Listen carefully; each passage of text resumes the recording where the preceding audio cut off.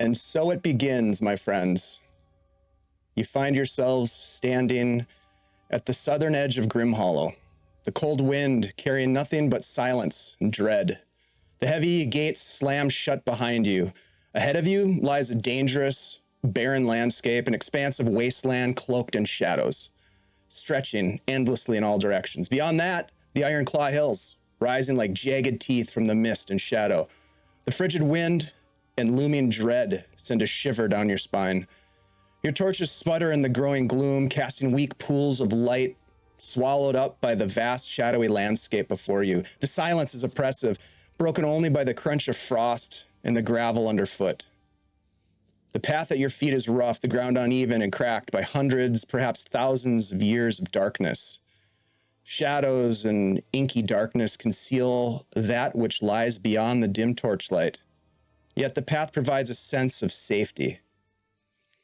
Though at least one of you knows better, and to ascribe such nonsense in this deadly landscape is folly.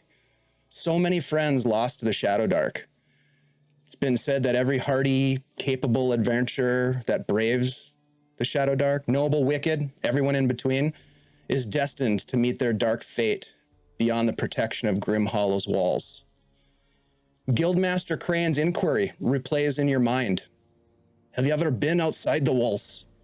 You'll need the blessings of your god out there if you hope to return. Indeed, the weight of Guildmaster Crane's words weigh heavy on your minds. Somewhere in the Ironclaw Hills lies the equipment that the Mineral Guild so desperately wants back, and perhaps, just perhaps, the riches that the old miner Stanley Stonehammer so desperately sought. But such fortune does not come without a cost, my friends, and it's the Ironclaw Hills. They've never been kind to those who seek to pry secrets from the earth. And it is here, with a path laid before you, that our adventure begins. I would like you all please to roll initiative.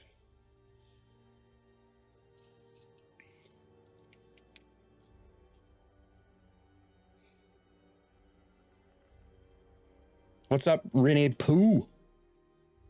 I will call out the numbers. Just keep your initiative in your mind. It's your D20 plus your dexterity modifier, or minus.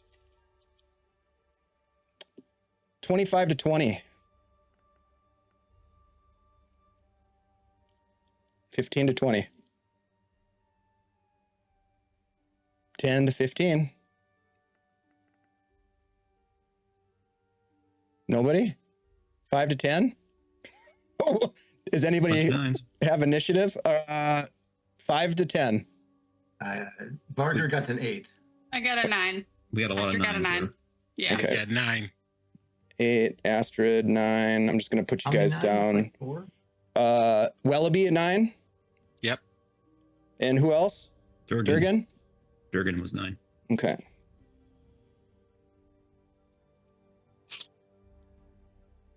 What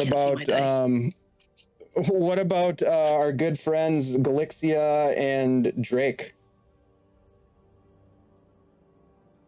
I can't see my dice. Galixia, she actually at first roll was a 19. I thought she would seen it. Sorry. Okay. Drake, though, opposite end. Oh, that's a 1. Okay.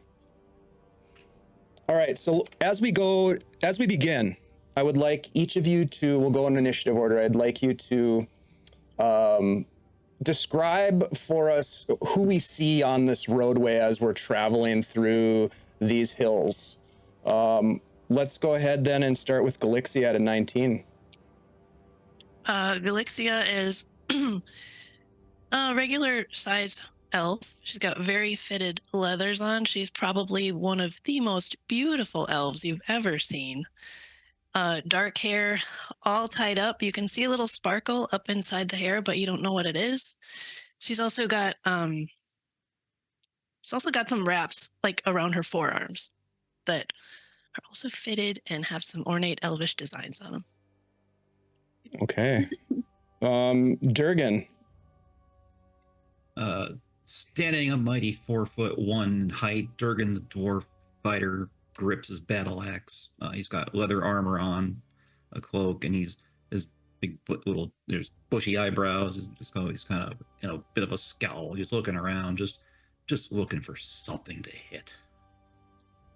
Hell yeah, you're gonna find something, I bet. Welliby. Welliby is a short, almost as round as short halfling with a cherubic face, fading, sort of balding brown hair, bright green eyes, and a very bright red nose from the normal-sized bottle of wine he is carrying and drinking from. He's wearing ill-fitted leather armor underneath purple and green robes that are too big for him and drag behind him.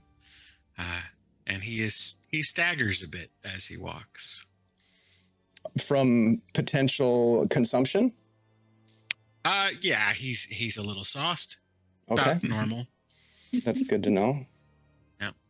All right. How about Astrid? Astrid, welcome back. What's that? What do we see when we see Astrid? So Astrid is this, 3'5", cute little bubbly halfling. It's got the blonde hair with the top knot on her head, little tendrils surrounding her face. She's wearing leather armor, but she's wearing her, insomnia of her deity, which is Madeira. Y'all can tell from her past in the Shadowdark, she has some battle scars, which she's actually very proud of, but she's happy to be back and ready to, I guess, see who she can heal tonight. Fantastic. I imagine that she'll get some action on that front. Vargar. Yes, Vargar is he's a dwarf, but as much as normal dwarves are wide, stocky, he's actually taller than your average dwarf, but he's leaner and less meaner. He wears spectacles. He's, they don't move, but he pushes them. And he wears a blue and gray cloak, white shirt, blue and black checkered pants, black boots, and he carries, his cloak has got a brooch of like a shield on it, and then his beard is braided, but they're braided with dwarven runes for different letters. And he's more concerned about just getting there, finding the equipment, and getting out. And he's got a little lantern hanging off his backpack. All right, and last but not least, Drake this. Drake is a short elf on the shorter side, and looking even smaller in his slightly oversized leather armor. Rough, kind of short shorn hair, whatever. Showcase his kind of longer ears as he's kind of looking about and maybe not as worried as he probably should be heading off into the darkness. For many of you, aside perhaps, I think, from Astrid, this is the first foray beyond the walls of Grimhollow. A awakening of sorts lies ahead to the realities of what this situation is that you found yourself in, I think. As we are walking down the pathway, you have been provided with a map from Guildmaster Crane of the Grimhollow Mineral Guild. He has given you a promise that should you return with the survey equipment, he will pay you to the sum of 50 gold pieces, which could potentially go quite a long ways in Grimhollow. Specifically, he's interested in the recovery of the Surveyor's Compass, the Gunter Chain, and the Theodolite that were loaned to Stanley Stonehammer and his dwarven brothers, who seemed hell-bent on a potentially profitable discovery in the old Iron Hills south of Grimhollow. You've been told the travel is roughly 3 hours. And what I would like you to do is actually, I'm going to roll randomly here. So let me find my dice. Oops. I just wanted the 6. So 5. So Welliby, I would like you to make a wisdom check, please. This is going to be with the aid of the map. We'll call this an easy check for you because of the map. This is essentially following the map, following the route. There is a bit of a road at your feet, as I mentioned, has been traveled relatively often, it would seem. That's a 15. 15 total. That is a success. So it does take you roughly 3 hours to find yourself at the, shall we say, the steep bluffs of the Ironclaw Hills. These are no hills. As you near this almost granitic eruption from the ground, the sheer bluff rises before you. Some, yes, foothills leading up to it, but a very stark contrast from the relatively gently sloping landscape. Now this massive wall of granite before you, unlike anything perhaps that you've seen before. As you stand and take it all in, you don't see necessarily the outpost yet, but what you do see on the ground along the path that causes you pause is a rather sizable stain of dark blood. I'm going to go down the initiative and ask you at this point, with the road continuing ahead, you found this blood. If there's anything that you would like to do as we move forward, Galixia, we'll start with you at the top of the order. Seeing the blood brings everything home to Galixia, who has never been out here either. She moves over to Vargar, who she knows has got the map. And she kind of moves like very smoothly like the wind, pulls off her coverings around her wrist, and it's a bunch of little, they make the sound of little triangles, but she doesn't have to hit them. And she waves her hand like underneath his beard, and she says, "You seem like the smartest one here. Use your brain and keep me safe." And she would like to try to give him a luck point, a luck token.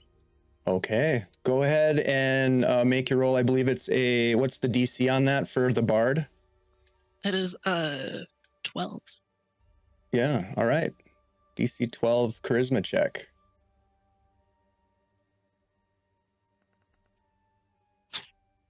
Oh boy. Well, The little triangle got stuck in his beard. yeah, yep. And as he kind of pulls away, the triangles themselves break and fall to the ground, landing in the puddle of blood at your feet. Not Oh, so sorry. good. This is not good. We're I off to a slink great back start. to my position in line. All right, we'll go to Durgin. You see this rather performative gesture and the folly that follows. What are you doing, Durgin?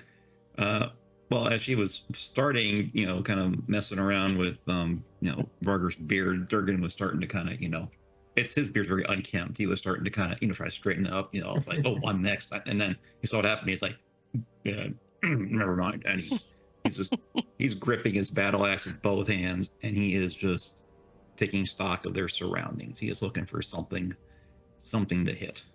You're looking for some sort of a foe or an enemy or something to bash. Okay. Yes, a foe. I probably won't attack. I mean, you my party could members. because you could hit any of your companions potentially if you so choose. They're holding the torches, so I can't you know be what? bothered That's to a do great that. question. Who is holding torches right now? Thank you for that. Astrid will. Astrid has a torch. Thank you. You just 3 You hours would to have, get here. yeah, you so would have had to use 3 torches to get here. I'll take off one of my torches. Okay. I can provide a torch, but generally I would not be carrying it because I can- want both hands free. Same. I will pass one off as well to have used one. So that Okay. So there's 3 we meet used up and we then have one burning. Yep. Astrid has one going. Great. Thank you for that. I kind of forgot. All right. Give me a wisdom check. This will be a normal check for Durgin, kind of looking for a target. You've looked for targets before. You are ready to smash something, it sounds like. I'm glad you picked one of my best stats. Durgin. What's your total on that? That is my total. 2. Okay. All right. I'm looking. I'm trying to see beyond the vampire in front of me. I'm trying to look for a monster, and it's like, will you move? I can't. I got nothing. Yeah, you look around, and it is. If you guys recall, like the way that it works here is, you've got a torch burning. Astrid's holding a torch, and it goes out up roughly 30 feet. But there's this very oppressive, opaque darkness that is pervasive across the landscape. So you can see out to about 30 feet, but beyond that, it's like a black wall. And there's sort of this pressure play between the darkness and the torchlight, pushing and pulling against each other. The darkness trying to seep in to maybe snuff out the flames, but the light just pushing it back. And it's sort of like amorphous as it moves around. And you look about, and within this small bubble of light, the only targets you see are your companions. And for the moment, they don't seem to pose a threat to you. Good to know. We'll go to Welliby next. So Welliby's going to, he doesn't have to bend down very far to get close to the puddle of blood. But he's going to peer at it and then kind of whisper to himself, although it's a little bit loud. Ged's Grace, let's find out what this is. And he's going to dip a finger and taste it. Okay. Give me a Constitution roll, please. We will call this. How much drinking has Welliby done today? Well, it was a brand new bottle, so he's only about a fourth of the way through. It's a 3-hour trip. Maybe half. He might be halfway. There we go. Point. There we go. All right, this is gonna be a hard roll for Welliby. A hard roll. Okay. Yep. So your target is a 15. Okay then. And it's a +1 roll. A 10. Nope. Okay. Thank you, Vamp Wickman. Great to see you, buddy. You taste this dark fluid. It tastes iron-like. It tastes like rotten bananas. It tastes of a bit of the booze that's on your breath, and you immediately vomit into the puddle of blood. He straightens up and looks. He looks at Astrid and goes, "Ged's Grace both pours in and pours out." Nice. As you're recovering, we'll go to Astrid next. So while she has her torch lit, she noticed Welliby bending down, not very far to look at the blood. So she kind of leans over to give him some light. She notices that he sticks his finger in the pool of blood and tastes it, and then hears his retching and sees him vomit and kind of, darts out of the way to not get it on any of her shoes. And she asks, she's like, "Why did you put that in your mouth? That could have been poisonous to you. You don't know where that came from." It came from somewhere. Or someone. Very good. Astrid, is there anything that you want to, other than saying these things, is there anything that you want to do with this scene in front of you? You've got this blood puddle that's now contaminated with vomit. You've got the path ahead of you and the darkness seeming to want to encroach upon your torch. She does want to move a little bit, she wants to move a little bit forward to kind of see if she can see anything like that's around the path. That's what she's going to do. She's going to kind of like move the torch in front of her, going like from side to side, just to see what else she can see, just to see what else she can hear. Kind of like envelop her surroundings, but not be completely like enveloped. Not let the darkness envelop her. Yeah. Let's do a wisdom check. We'll call this a normal check for Astrid. Okay. 16. Okay. Yeah, you are successful. You wave the torch about, listening, looking, and instinctively you look down at the path as you move forward, and you see what appears to be some sort of a track, an animal track, perhaps a beast track, perhaps a monster track. You're not exactly sure what kind of track it is, but there's distinctly a set of tracks. And adjacent to those tracks, as they continue moving down, it appears following the road in front of you, there are blotches of more of that dark blood that accompany the tracks. So Astrid sees that, and she, holds out her torch, but she turns over her shoulder and she relays to the party. She goes, I found what looks like to be beast tracks and a trail of blood leading this way down the path. I think we should possibly follow. Okay. Vargr, with all this happening, what would you like to do? Vargr's just looking around. He's looks like Elixia, and he's like, maybe we could try that again sometime. Welliby, he's like, Welliby, really? And he responds to Astrid by kind of asking the question like, well, do you think this monster has the equipment we're looking for? Because I really don't want to go on a bug hunt. And he's just gonna kind of move over to where she is and kind of look. He's gonna maybe try to see if he can determine whether or not the blood in the torchlight is human, or at least not something that's been dead, or it's not black blood or something like that. It can. He puts it on his fingers and looks at it. Is it kind of red?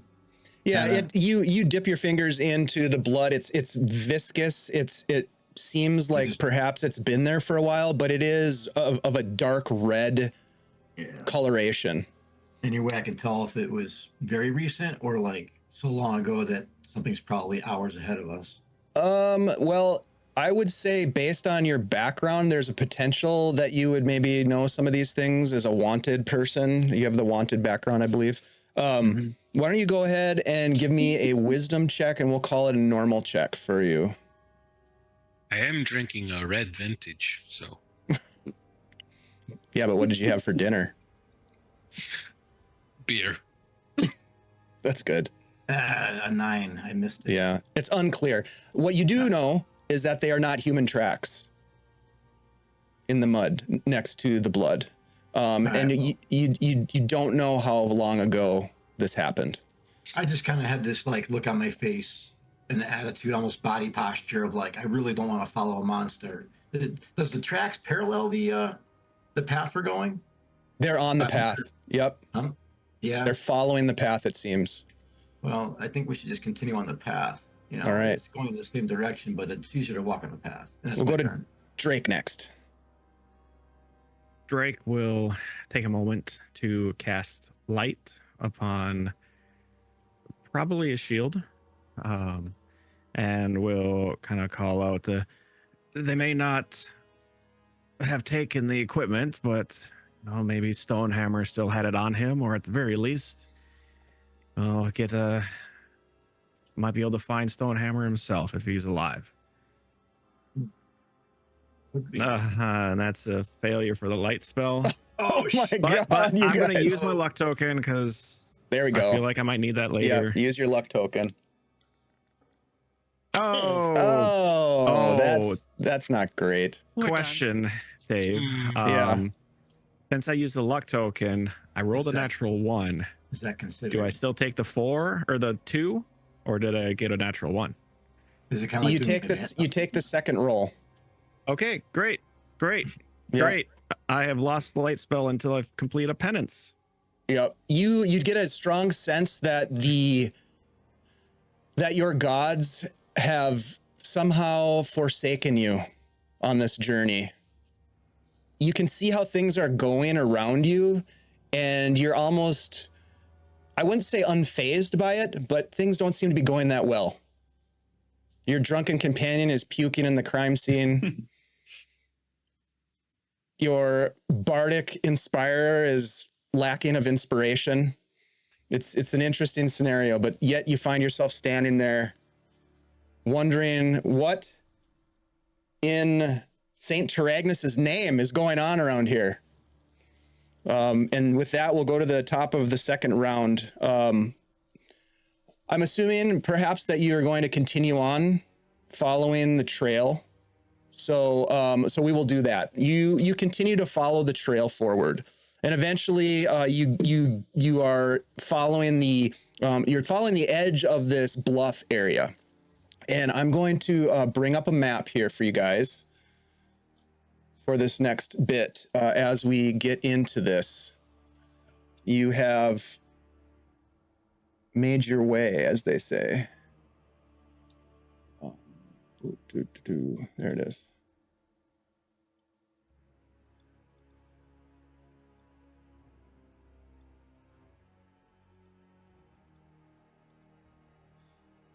All right.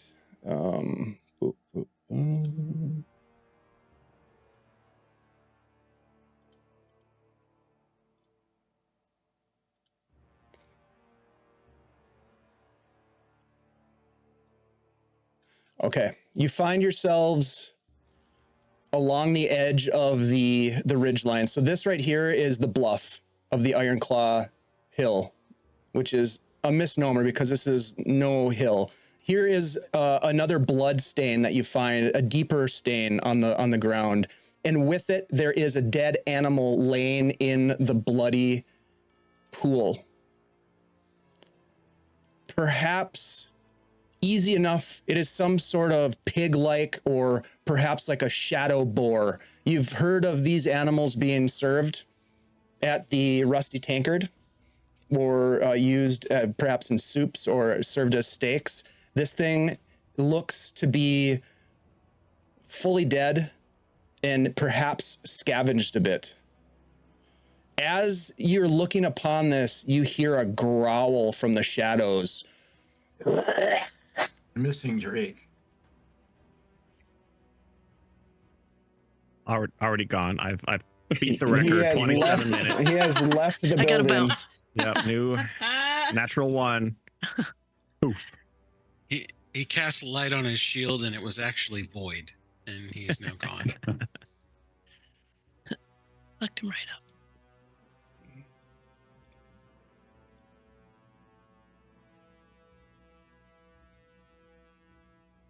I do like that I'm at the back. That is good. Unless that's where the growl came from. Yeah, well, that's true.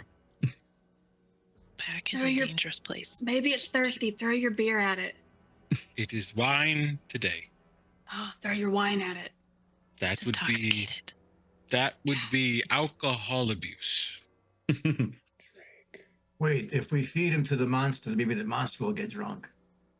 Oh, very good. I'm missing a full half bottle right now. Full half? Yeah. The old full half. It could be half full too.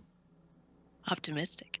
Mhm. But now I'm half full empty. So At full empty. Oh man. Have One some sec. of that, wash out that nasty taste in your mouth. Yeah. Ged's grace goes both ways. Tasted the blood as well. All right, there we go. All right, so you hear a growl. I would like you all to roll initiative, please. Initiative.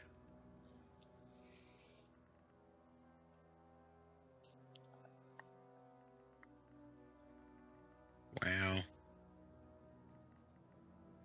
Okay. One quick thing I forgot to ask before we started. How do you add a +2 modifier to your roll? Just roll and just add the 2 and tell me what you got. Yep. Okay.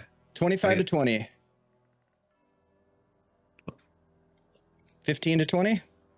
Barter got a 15. Okay. Galaxia got a 16.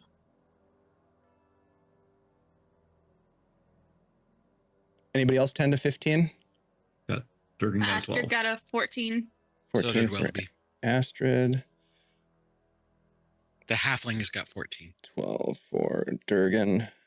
And what about Drake? 11. Okay. All right, you hear the growl, Glixie. What do you do?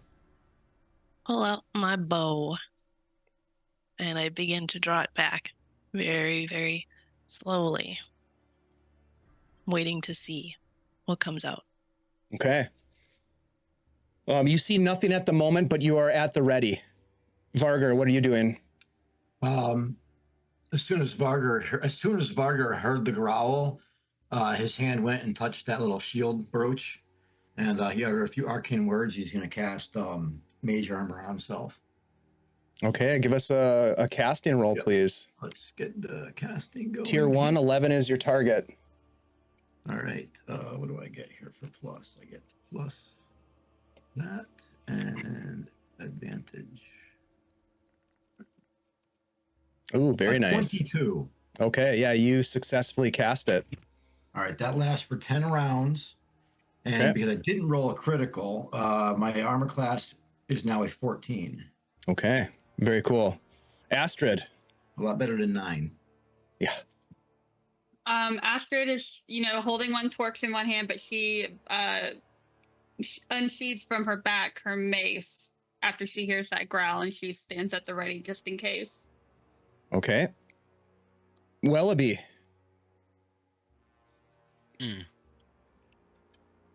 I heard something. Indeed. You all heard the growl of something in the shadows to the south of your position. Right. Was that my stomach or was that something out there? Give me an intelligence check. This will be an easy check for you. Says you. At least it is a straight roll. That is a 6. It is unclear. You've heard your stomach make noises like this before. There's no question. Yes. And it has woken you from slumbers at times. It's been so rough. Sometimes. Yes. Yep. Durgin.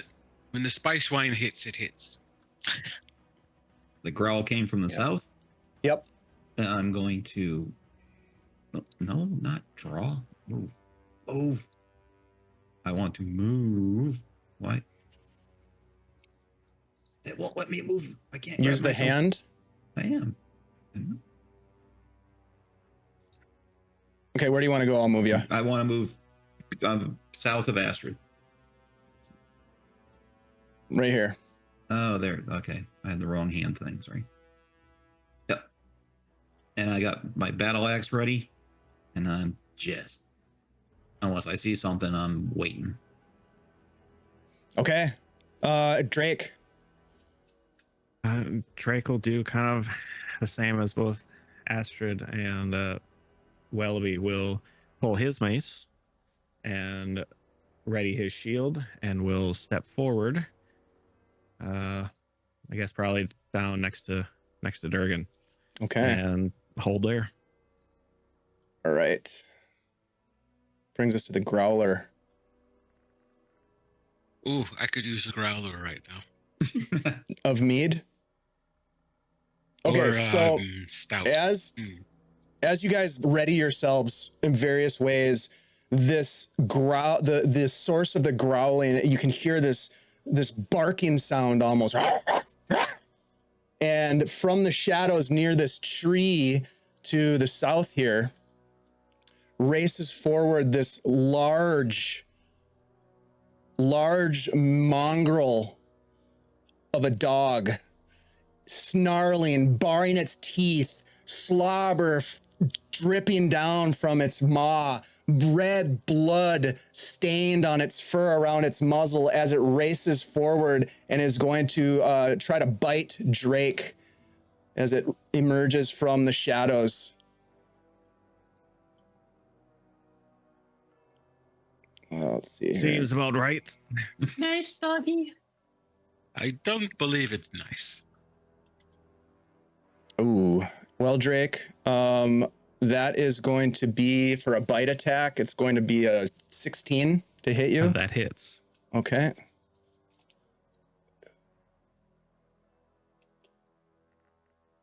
You are going to take 1 point of damage as it bites into your leg and starts to tear at the flesh of your leg. That brings us to the top of the fourth round here. Galixia, what are you doing?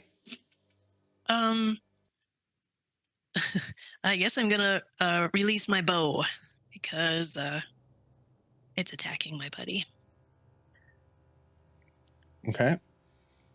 Release my arrow. Mm-mm-mm-mm.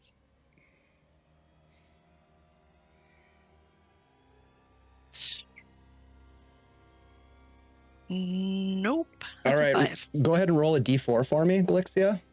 Great.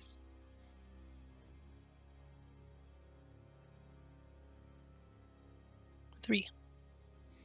And give me another attack roll, please. Durgin, what's your AC right now? Oh no. 13. Shooting range into melee can be a little dicey. Oh, natural 20. natural 20. So, Glixie, you We're can either surrounded. double the dice or multiply the dice by 2 when you roll damage. It's up to you. I think I'm gonna double it. Okay. Double the dice or double the damage? Double the damage. Gotcha. Not bad. Ooh. All right, so you take 2 points of damage from Lucky. an arrow in the back. We're surrounded. I'm going home. I'm gonna light my only torch and just go back home. You'll need 3 of them to get home. Varger, it's your turn. Barger sees this mongrel come out and bite Drake, and he's not having any of it. And he utters a few arcane words, and he's going to cast magic missile at the dog. Okay. All right. What do I get? Give us a casting roll, please. Yep. And my roll With is advantage, I believe, right? Yeah. Uh-oh. Oh, an 11. I just made it. Yes, you did. All right. Give me a D4 damage, please. D4 damage. 3 points. 3 points of damage. Okay. And as I'm doing it, I'm uttering after the spell goes off. I'm like, I guess the bark is worse than the bite. I don't know. Bite's worse. The bite is worse. Astrid. Gosh, I really don't think Astrid wants to move. She kind of wants to, stay there and be a defense line in case anybody needs to be instantly healed. She can be right there just in case. She's gonna stay where she's at, but keep her mace out and the torch handy just at the ready. Okay. All right. Welliby. Right. You got bit and you got hit. All right. Hit. He is going to cast Cure Wounds on Durgin, or attempt to anyway. Okay. So you move up next to him there. Yeah, I'll move up behind him and yank the arrow as I'm casting. Okay. Give us a casting roll, please. 11 is your target. Right. And I get the +4. Yes. Very good. Go ahead and give a D6 for healing. Nice. There you go. I'm back, baby. There Nicely you done. go. And I will, Welliby pats directly on where the arrow had been.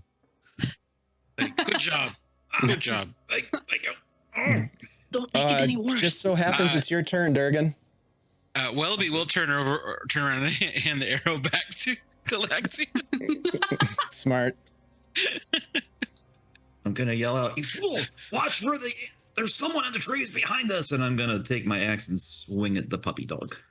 Okay, it's not a puppy dog. It is It looks like a puppy dog. snarling mongrel. Oh, it's such a cute little puppy dog. It I'm does gonna look bury really my axe in cute. its It's face. definitely not a puppy It might dog. have rabies. The angry dog. It may be rabid, that's for sure. 11? An 11 does hit. Oh, Okay. Mm-hmm. all right. Plus.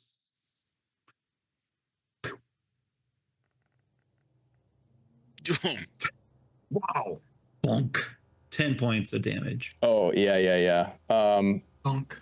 There's no question that you cleave this rabid, angry mongrel in half. And it drops to the ground. It's so awkward. My dog just walked in the room. Its blood mingling with the blood of the dead boar laying at your feet, Durgin. That is the end of your turn, Durgin. It's Drake's turn. Hearing the call out from Durgin, assuming it's accurate, will... Of course it's accurate. Try to run around the other side of Astrid and will peer in the darkness to try to locate whomever's behind us, I guess. You look within the range of the torchlight and you see no one. I can't see him, Durgin. Well, they're out there somewhere. Keep your eyes open. Keep your eyes peeled. At this point, it's quiet again. You can hear maybe the howl of wind coming off of the Ironclaw hills and this very abrupt bluff face that you're basically up against. As you look forward at the edge of the torchlight, you can see that there is what appears to be a structure, a pathway leading to the south. We'll go back to the top of the order in the 5th round. Galixia, what would you like to do? Galixia knows full well that there is no one else in the woods, at least. Yes, there is. They witnessed her arrow. She will walk up like nothing happened up to the edge of, not even the edge of the light, but near the middle of the light just to take a look. She still has her bow in her hand too. Very smart. You look up ahead and you see rock piles down in, let's go back to the map here. You see rock piles down in this area here, and you see a stone structure here, the trail leading directly to the door. There is also just beyond to your, I guess it would be your right, there is what appears to be an old well. I'll turn around and just go, hole in the ground. Stay away. And I'll just stand right where I am and do nothing else but look ahead. Okay. Varger, we'll go to you. Varger is just going to glance at Welliby, look at Durgin's, the little spot of blood on the back of Durgin, and he's going to move up to Lix there, and just a little support there. No one goes off alone anywhere. I don't care how close you are. And says, "Yeah, I won't say anything either. Don't worry."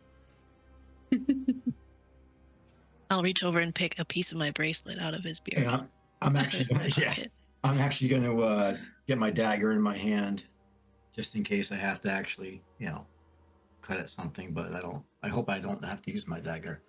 And I'm just going to stay right there, keeping an eye out. I'm kind of looking over towards the well itself. I'm not going to move to it, but I'm looking at it. It's kind of a little bit off the ground, right? It's not like a hole in the ground. Yeah, there's some stone foundation to it. It sets about maybe 2.5, 3 feet out of the ground itself. Yeah, I'm just keeping an eye on that. Kind of getting Licks back there, kind of. Give me a wisdom roll, and we'll call this a normal roll. 12 is your target. All right, wisdom, D20. 18. You keep an eye on it, and you see nothing but a well underneath the branches of a dead tree. You can maybe hear, with that roll, the sound of water. Very subtly, but distinct, especially given the general silence of this place other than the wind. And we'll go to Astrid next. Astrid she noticed Varger and Galixia kind of separate from the group a little bit. So she gets just a little worried because she knows that they really don't have any type of, healing abilities about them. So she kind of sprints up behind them and tells them, "Y'all need healing. I'm here. Just let me know." That's a good partner to have on the field for sure. All right, so you move up, and as you do, Astrid, your torchlight continues to illuminate what appears to be a rather sizable stone structure. You get the sense that perhaps this is what the guildmaster was referring to when he talked about an outpost. Gotcha. We'll go to Welliby. Right. So Welliby is going to stumble after Astrid, and kind of call over her to Galexia. You know, Ged teaches music too. You have a bow. Just find something to strum on. Just saying. He is currently got his shield out and is holding, instead of his mace, it's the bottle of wine. So he's shielded and drinking. Okay. All right. Durgin. Durgin's gonna pull his axe out of the corpse that he sunk it into. It might take a couple of like, that's such a good hit. And then he spins around and he's staring into the dark, like, oh, shoot me in the back. Hey, come on. I'm ready for you. And I'm just looking at the shadows for whatever baddie is out there that ambushed me like that. Yeah, you look back and all you see is Drake with a sly look on his face. Yeah. They always run away, cowards. I will say, Drake, you are on what appears to be the edge of the torchlight. You are quickly endangering yourself by falling behind. We'll go to you next. What would you like to do? Seeing the darkness approach as the light retreats, will as well kind of still keep an eye to the backside, but there's something back there. Hearing Durgin kind of pass on it, seeming pretty safe. Drake will mock mouth Astrid's words back to himself as he takes a moment to cast healing on himself. Okay. No, he won't. My God. Oh, no. Wow. The casters. Yeah, having some trouble that here. as well. I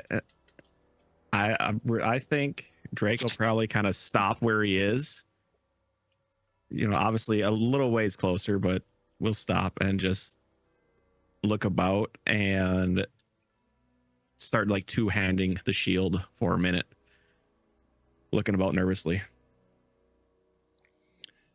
Your god, for some reason, you're running through the last couple days in your head. What did you do to anger your god? Why did Saint Teragnes leave you alone in the Shadowdark? Maybe it's a lesson. You get a sense maybe you're being taught a lesson, or there's some maybe there's some deeper meaning to this. I was going to say you have a high intelligence, but you don't. So you're not sure. You're having a hard time figuring out what's going on. But it doesn't seem safe. You might need a drink. You know?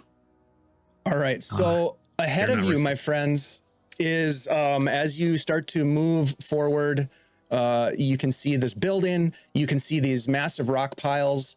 Let's go back to Galexia. What would you like to do?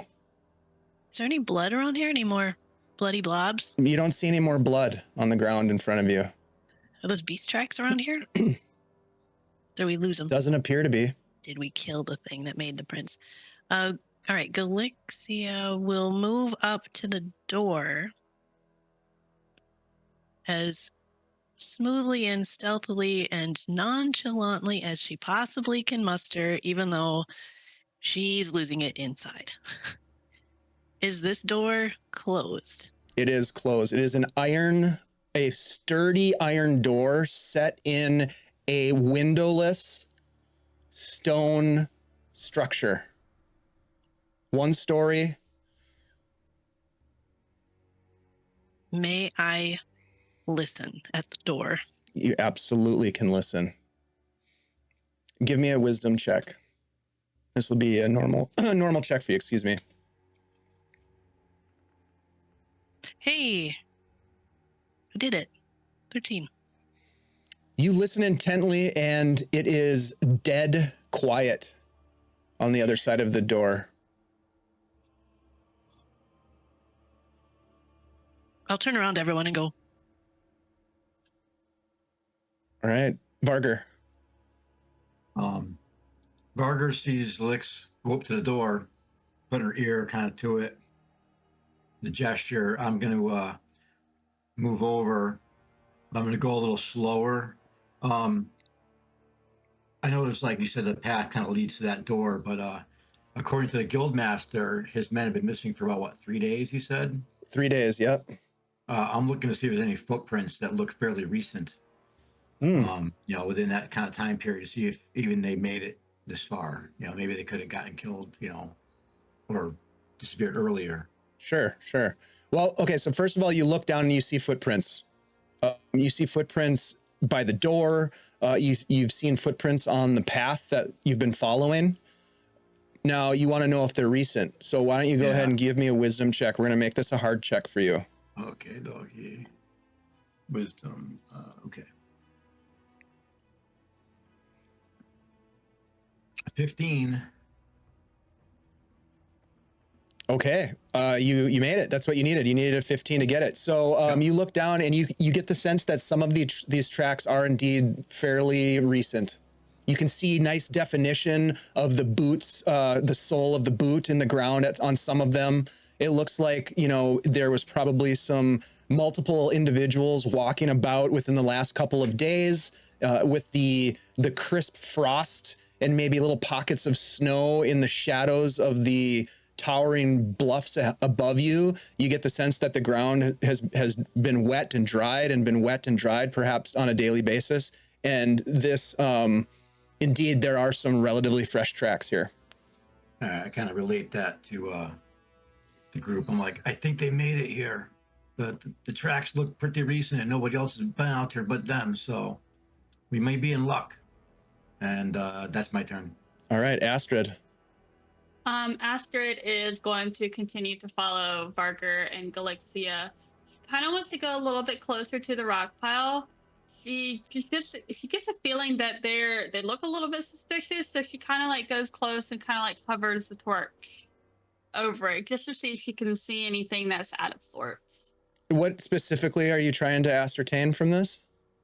Just to see if there's possibly like anything that she can see that's like stuck in the rock pile or sticking out or, just looks out of place. Oh, I see. Off to the east here? Yes. Over in this area? Mm-hmm. Okay. Give me a wisdom check. This is gonna be hold on, let me look. It's gonna be a wisdom check, but let me just look at your background as a minstrel. Yeah. This is gonna be hard for you. Okay.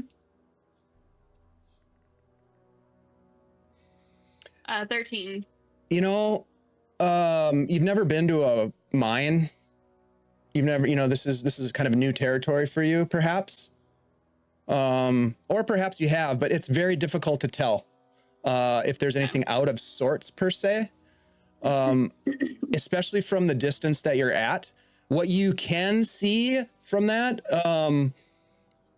without having to even have had rolled, and it's on just the edge of the torchlight. We're using the sort of theater of the mind on torches right now, but the torchlight just illuminates a little bit of what appears to be an entrance here to some sort of a tunnel or a fissure.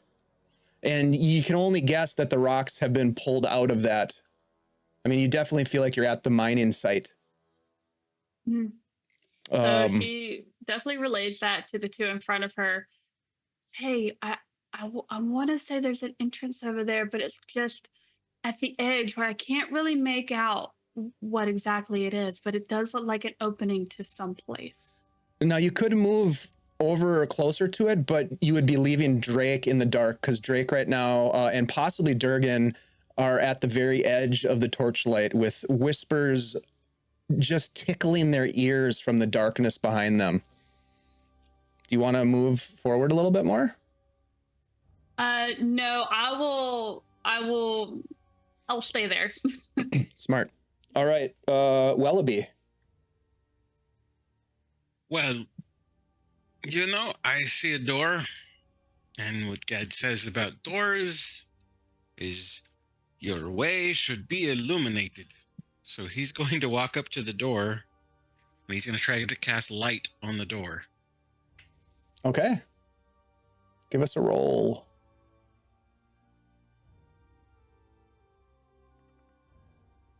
That's a fail. I could not illuminate it. Yeah, and now that spell is no longer available to you either. You have a luck point, right? I do. I'm going to use it. Come on. Be better than a stinking 2.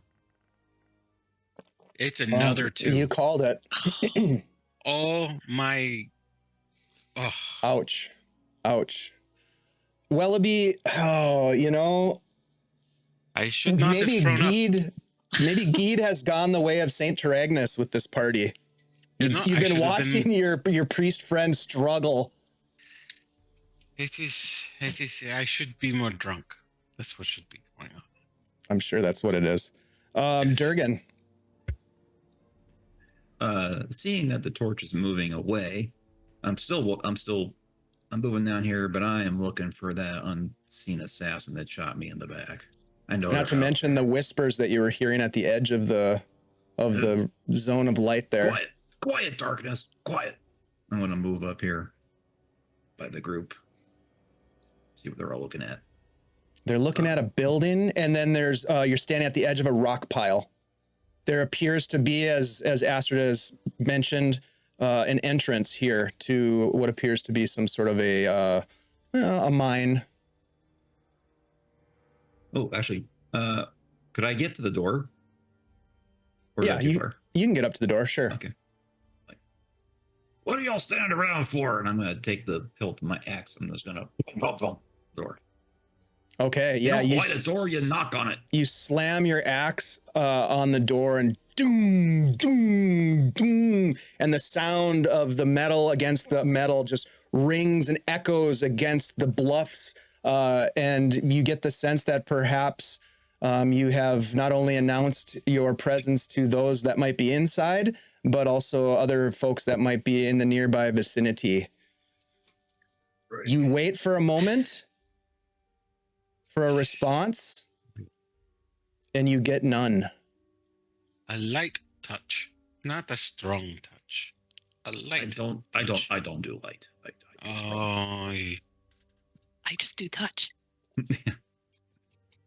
All right, Drake.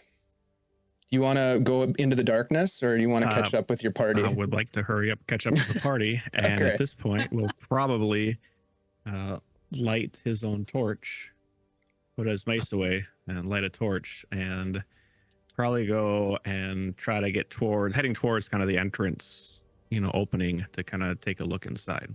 Sure. Okay. Let me give you a little bit of an illumination here on what you can see. Illumination.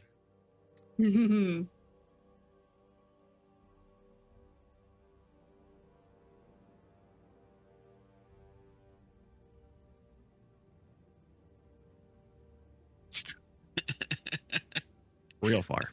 That was the opposite. Undulating. So much. Use the big torch next time. You see the depths of a dark tunnel that penetrates into this wall. It looks as though from where you're standing, it's been worked by tools. You're kind of at your toes are just sort of like on this rock pile, and you can see there are some strange wooden structures that are also embedded amongst the rubble that has been piled outside this particular mine shaft. Give me a wisdom check.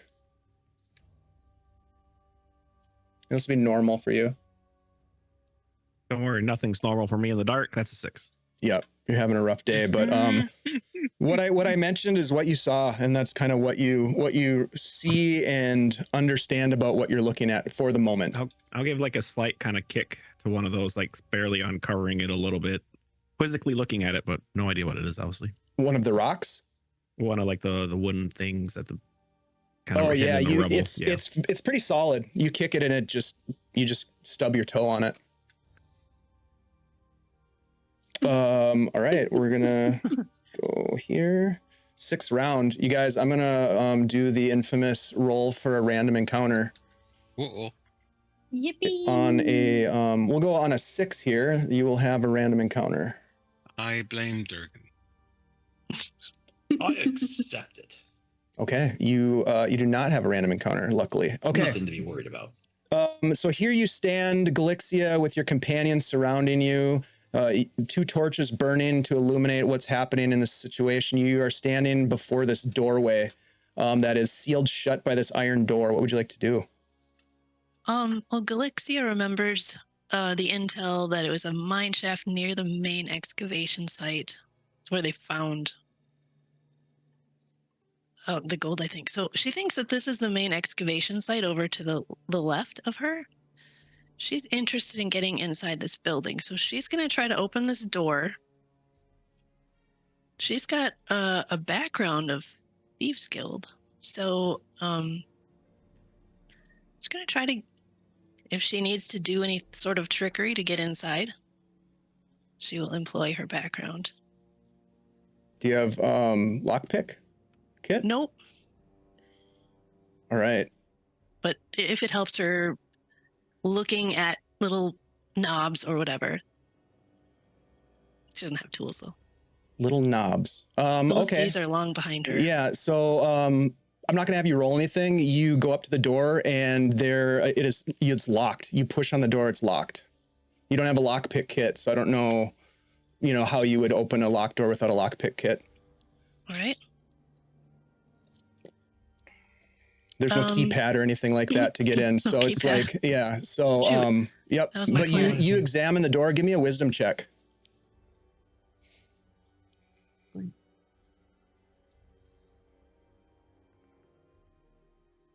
Four. It Looks good to me. is a hell of a door. Really nice door. Very sturdy. Mhm. Yeah, no one's getting in here. All right. So Varger. Varger sees Lix trying to get the door open, and he's just like, "Does anybody have any idea how to get in here? There's no windows." I'm like, even like looking, maybe there's like some sort of secret key in case someone has to get in. You would assume that it's lockable, but someone's got to be able to open it if necessary. It definitely has a keyhole. So you know that you do know that it is lockable from the exterior. You're going He's to just gonna kind of look around the entrance area and see if there's any kind of like, like this little hide a rock, this little key, Yeah. looking to see, kicking around, looking to see if there's any kind of key hiding anywhere. got you. Okay, give me a wisdom. Actually, no, give me an intelligence check. We'll make this a normal check.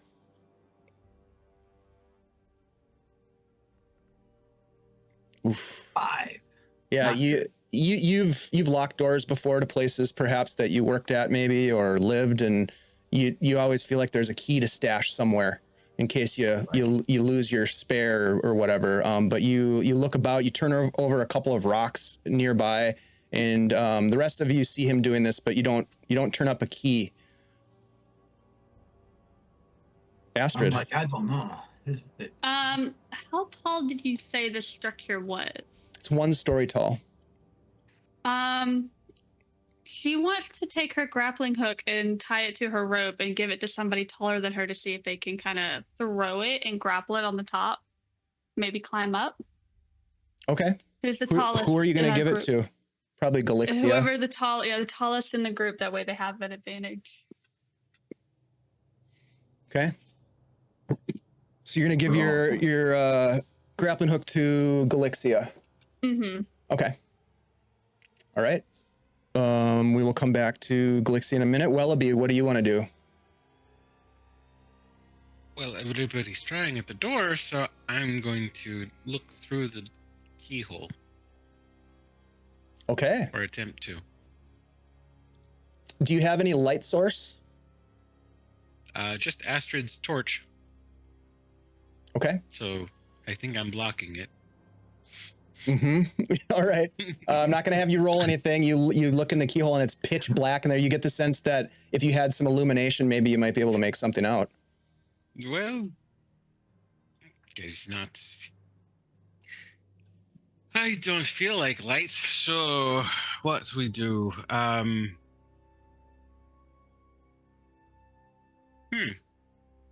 Wait a minute. There must be around here. So he is going to, since Drake's over there with the torch, he's gonna slip by these two and look down the side here and start like kind of like putting his hands on the building and desperately searching for a crevice or something. Okay. Yeah. Give me a let's do an intelligence check. Well, we'll call this a normal check. You're kind of looking for but you're also, it sounds like you're looking for a stash key, honestly. Yeah, somebody hiding something. Got it. A hidey hole. Yes.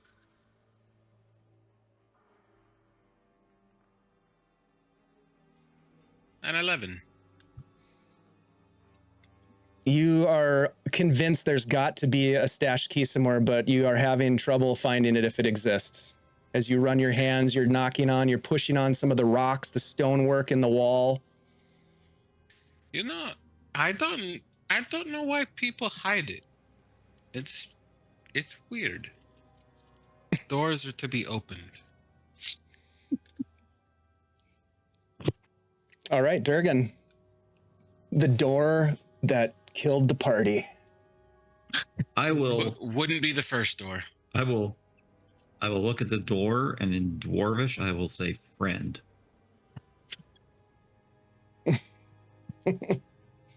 Okay. Oh, it's Elvish. Damn it, doesn't work. All right. Well, I knocked. No one answered. I'm gonna go over and look down. Does this you say that the mine, does it appear amateurish like by humans, or does it appear to be well mined by dwarves? Ooh. Wow, those are some strong words. Give me There's humans here. Give me a wisdom check, please. Why do you make me do wisdom checks? You know, It'll be this will be an easy check. Durgin is a dwarf, yeah? Yeah. Sure. We'll go with the trope that dwarves know about rocks. You betcha. Nothing's easy. At least the wise ones do. Too bad I'm not one of them. Mm-hmm. Man, you guys are rolling like shit. You betcha. It looks like Yes, a we mine are. shaft. It looks like it's probably been worked by a variety of hands. Probably I would started say, by dwarves. and what's then your humans. character background again, Durgin? Wizard's Apprentice. Yeah, Does you're this not appear magical? you're not a rock jock. Does this appear to be magical in any means? The one Like thing it's that you do magically notice carved. as you're looking about, taking in this stonework and flabbergasted by it, you look down at your feet and there is another pool of dark blood. You look up from the dark blood that you're standing in again, and you look to your left and to your right, and these wooden structures appear to be sharpened poles, wood, trees that have been hewn and put together in almost like palisade-like barriers. Each of the large, maybe 6 to 8 diameter in width posts sharpened to a fine point and facing towards the entrance of the tunnel.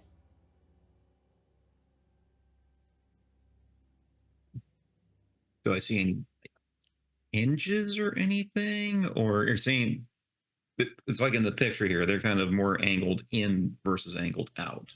They're angled in. And am I technically in or am I out right now? You are standing outside of where those palisade-like structures are, but you're standing in a pool of blood. You're half in, half out. Half Yeah, out. exactly. I may take a little half step back, Okay.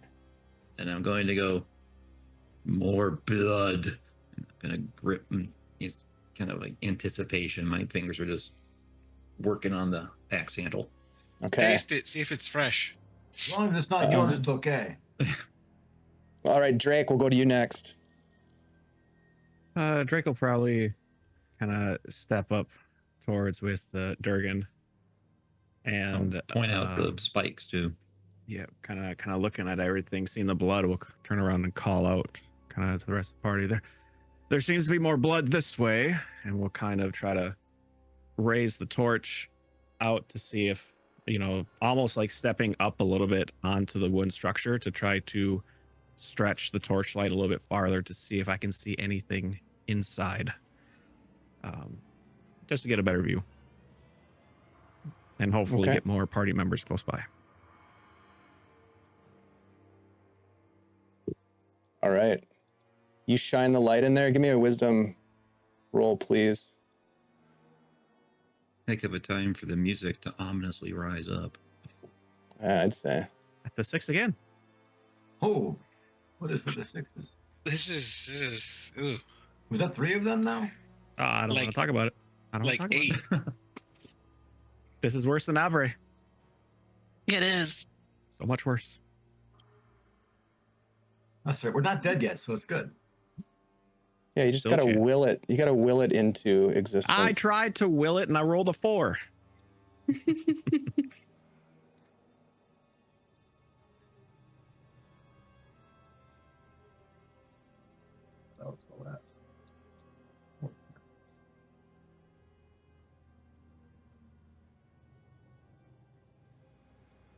I'm gonna illuminate some more of the tunnel for you.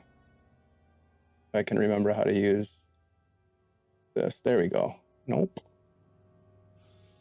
5 of 4. Had it, lost it. We'll get it. All right, so you see,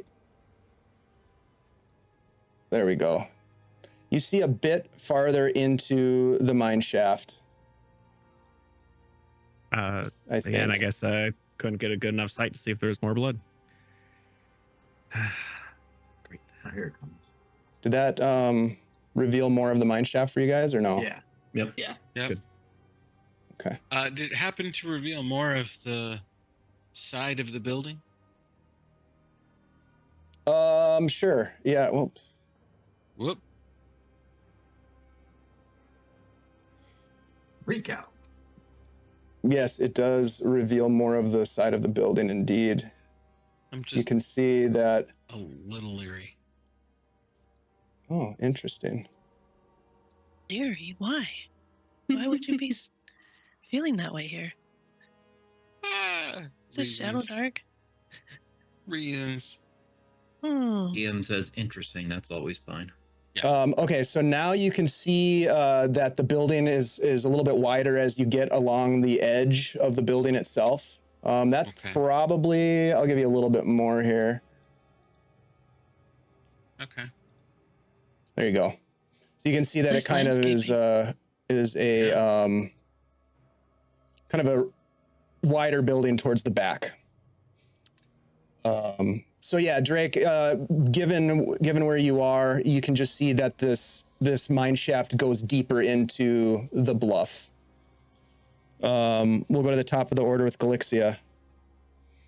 Okay, well, I guess I have a grappling hook in my hand. So I'll toss it up there in a very practiced fashion. Okay. And climb up. This could be a Thieves Guild background thing, scaling buildings to break into back in my early day. Yeah, give me a strength check. We'll make this an easy check for Galixia. Strength? Hold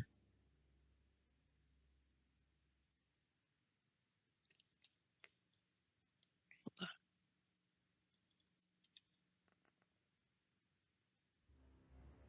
Okay. There we go. Yeah, you climb up on top of the structure itself, and it is a very heavy wooden framed rooftop.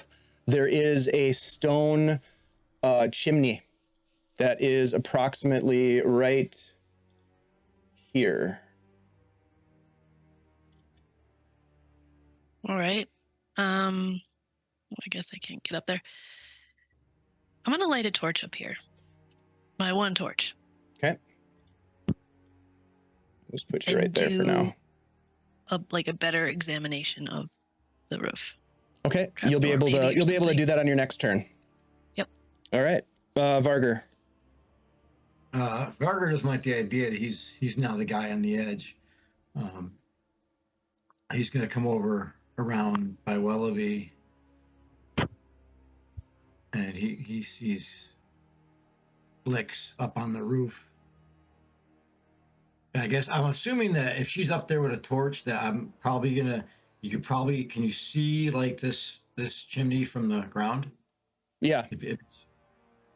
I'm just gonna kind of half whisper shout up to Blix and say, if that's a smokestack, fireplace, do you think maybe someone can fit, like maybe one of the halflings? Maybe we can lower one of them down, and maybe they can unlock the door from the inside, or at least drop a torch down there, and maybe someone could look through the keyhole. Do we? Yeah. And I'm just gonna, I'm kind of nervous, I'm over, it's getting weird, I would scale and fall, but just judgment. I think I'd be stuck in that. But yeah, I'm just gonna stay here, keep an eye on Lix, keeping her kind of in a torch in sight, and being very aware of, we've been standing in one place for quite a while. Okay. Astrid. Astrid is going to climb up and scale the wall after Galixia. Okay, give me a strength check, please, Astrid. This is going to be a, we'll call this a normal check for you. 11. Yeah, you're having a hard time getting up the wall of this thing. Your target was a 12, sadly. So not a climber per se. At least not right now. The rocks perhaps are slippery, you're not sure. But yeah, you're not able to get a good foot in. Do you want to do anything else? I don't. I've fall back down, but I rub my hands together, ready for a second attempt to get up there. Okay.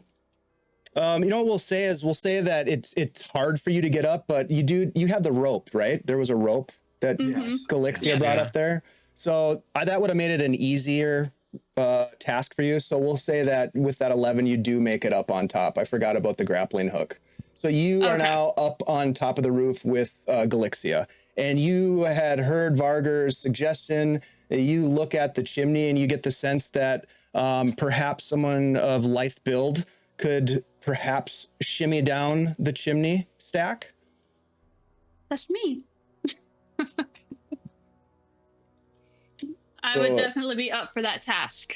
Okay, awesome. So we'll get to that on the next roundabout. Welliby.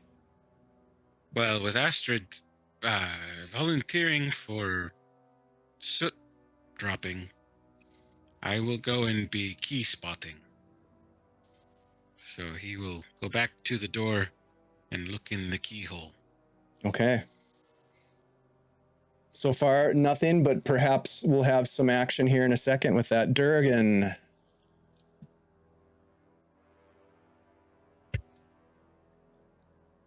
Well, I'm gonna turn around and see. What are we going? I think we should go into the mine unless. Well, everyone's going up on the roof, so I guess I will. I'll move over. We have a torch here, so if I move, there's 2 torches on the roof right now. And there's one on the ground, right? Drake has a torch. Mm-hmm. Yep. Drake, yeah, because this torch is up on the All right. roof with Astrid. If I move down to about here, can I see any more of the side of the structure or anything off to the off to the right? Let's see. Probably very little bit more. Okay. Given sort of the positioning of the torch. of the torches, but I'll give a little bit more here. Okay. You can kind of see the back corner of the building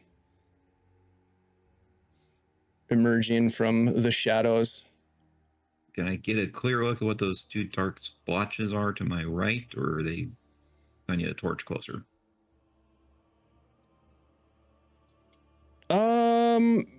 Point out on the map what you're talking about for me. Are they those bushes? That's what I'm trying. Yeah. They're in a form of a triangle. No, I don't want to. Use the pointer. Yeah, Hotkey is Q.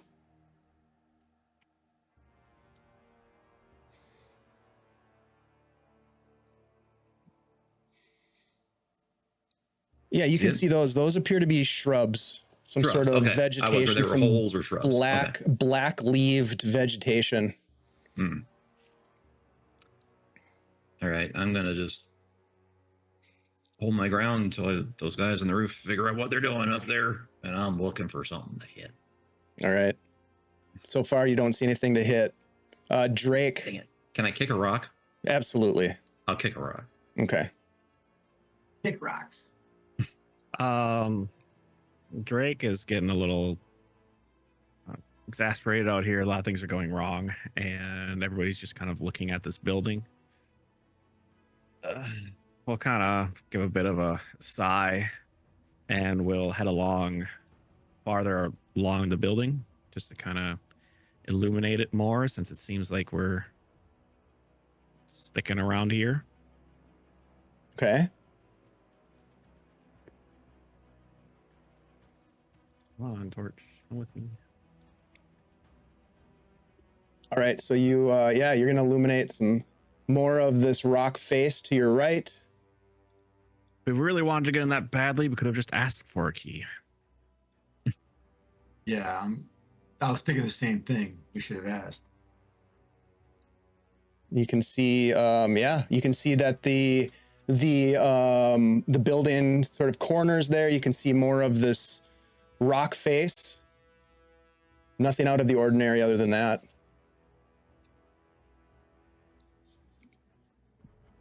Anything else that you want to do, Drake? Okay. Glixia, you and Astrid are up on the rooftop now looking at this chimney stack. Seems to appear like Astrid could shimmy down it, perhaps. Well, until she gets over to me, my plan was to kind of just fully investigate the roof to see if there was any other way in. Okay. Yeah, you don't see any other way in other than potentially this chimney. All right. Well, I will then stand here and wait for Astrid and help her down. Okay. I will plan to follow her down after, if I can. Do I think I can fit down there? It would be pretty tight elf, for you. But I'm skinny. Okay. Yeah. Then I'll wait and help her down. Okay. All right. Vargar.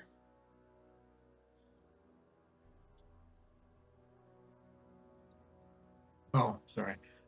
Yeah, I'm kind of like, I see Astrid climb up onto the roof. I see the two of them.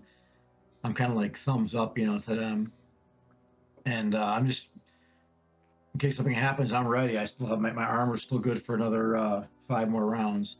And I just kind of give advice to Astrid. I'm like, young lady, if you get down there and you run into something, just scream, just to let us know, okay? I hold a thumbs up to let him know I understood. And wave your torch around. But the first thing you should do when you get down there, is get to that door and open it. Obviously. Right. I hold up 2 thumbs up to let him know I double understood. Okay. Well, it just so happens, Astrid, that it's your turn, and you've got your companion Galixia ready to help you. What would you like to do? Yeah, so I how tall is this chimney? I'm like 3.5 feet tall. How tall is it from the rooftop up? Oh, it rises off of the flat rooftop by maybe 2 feet. It's not very tall. Yep. Okay, so I might need just a little bit of a boost to help me get up there because I plan to go feet first in the torch. You know. Oh, cute. The torch being holding it because I don't want it to be close to my body and I possibly get burned. So I hold it up and I want to go feet first and just kind of hopefully just drop down. Okay, so you're basically gonna jump down the chimney? Do we have the grappling hook first? Can we get that off the? Can I grab that really quick and then she hold on to it? You could have and I shimmy down. pulled that up and dropped it down. Galixia said that they were helping you, so that would have been probably part of that help to drop the rope down. You want me to hold your legs or anything and lower you down? Not going head first. Going head first? I'm going feet first. You run head first. Well, one thing that you have going for you is that there's currently not a fire in the fireplace. Okay, good. So there's no smoke or heat coming out. You are going to drop down now. You will not be able to hold a torch while you're going down. So how would you like to manage your torch? Ooh. I probably will have to drop it because I don't know if Galixia will be able to hold a torch and then hold the rope at the same time. What do you think? Well, you'd be going down in the dark if I held it. You'd be in the darkness. Yeah. Mm-hmm. Your best bet is probably to drop the torch. Okay. Yeah. I'll have to drop it. I have other torches I can light as soon as I get in there. Yep. All right. So you drop the torch down into the chimney and you watch both you and Galixia kind of stare over the edge of the chimney stack as the light sort of disappears down there and just kind of glows from wherever it lands. It just kind of rolls off to the side. It doesn't give you much of an illumination to be able to see what's there, but you can see that the torch is still lit and it's giving off some light as you drop yourself down there. Let's do a strength check with advantage because you're being helped by Galixia on this. Okay. And this will be, we're going to call this a normal check. And how much would it be for advantage? You roll twice. So you roll 2 d20s and you take the better of the two. And your target's a 12. Oh, yeah. Yeah, you got it. Yep. So you get lowered down by Galixia and holding onto the rope, and you find yourself in standing over the top of your torch. You probably grab it up and look around, and you can see what appears to be some sort of an outpost, perhaps living quarters. You look through the area and you can see that there is some dried wood kindling strewn about. There is a long table with 8 chairs set around it. There appear to be a couple of other structures. There's a small back area that you can't quite see from where you are, and there are a number of bunk beds. There are 4 bunk beds in this space. Well, the and first you can also see the door. Okay, yeah, the first thing I definitely go and do is go and open the door for everybody else. What do you mean there's no door? There's no door. Okay, so you're going to open up the door? Yes. All right, so let me do a little bit of maneuvering here. I'm going to put you inside with a torch. Or at least unlock it if I can't push it open. Galixia, did you also have a torch? I did. Okay.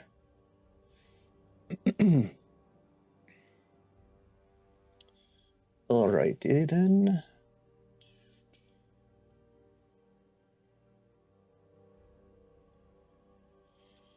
So, Aster, we'll say with your action at the end of your turn, you can unlock the door. And Welliby, you see the light sort of come into view as you're staring through the door, the keyhole, and you hear the bar. Basically, it's just Aster, it's just like an iron bar that is put in place to hold the door from being open. And you slide that out of the way, and the door swings open. And you're staring at a smiling Welliby. 'Tis Getty's grace. Well done, Astrid. So you have just access to space. Just a smudge there. That's all. Yes. Welliby, what would you like to do? Welliby. Thank Astrid with a pat on the shoulder that kicks up a little bit of soot. Walk by her and begin investigating this area where I'm walking in. Okay. How are you investigating? I am looking around. Yeah, but what specifically? As I described, there are bunk beds. There is a table. There's a barrel. There is what appears to be a lockbox. What specifically and how specifically are you investigating? Looking specifically for tools of some kind. So the barrel would be the first place he looked for tools. Mm-hmm. Okay. So he will investigate the barrel. Okay. You walk over to the barrel, and it doesn't look like it has any tools. It looks like it's sealed, and you give it a little bit of a push, and it sounds like there's some sloshing inside of it.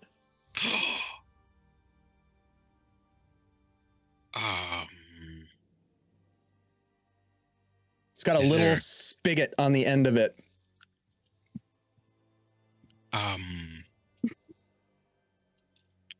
He's going to, because he doesn't have to lean down very far, get down and open the spigot with his mouth.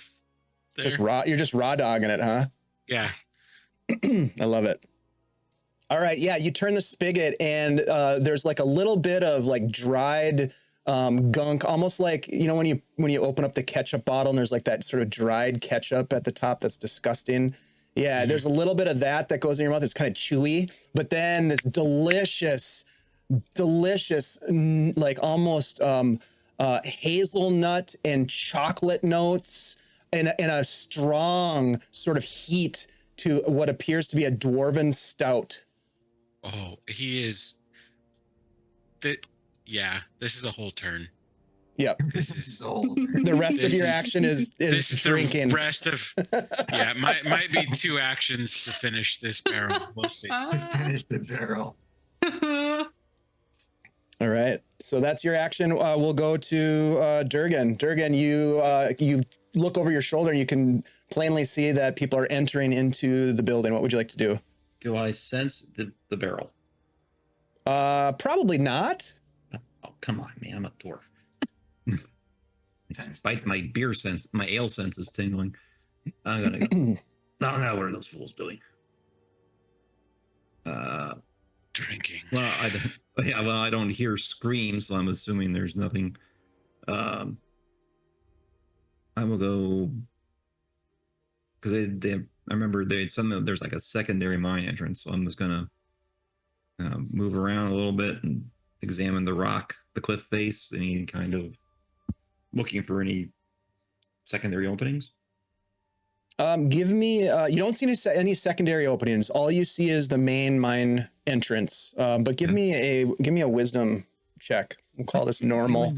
Actually, we're gonna call this easy. Why wisdom? Why you always pick my worst stat?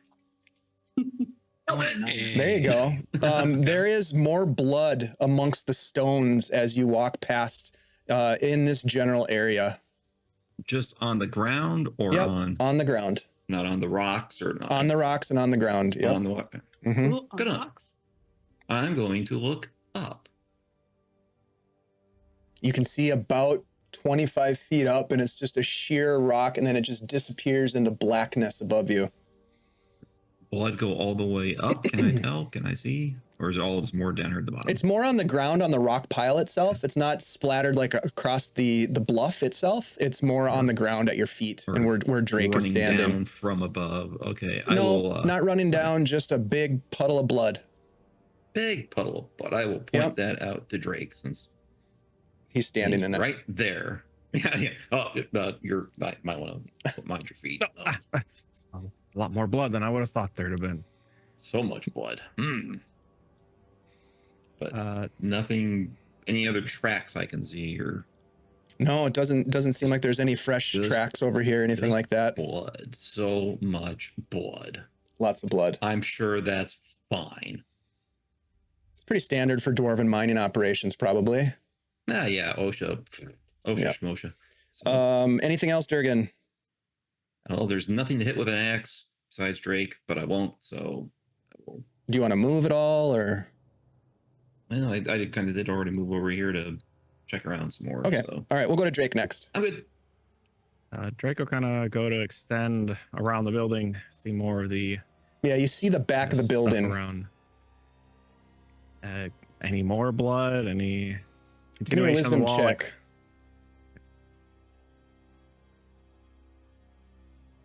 Don't worry, I got this. Oh, 13.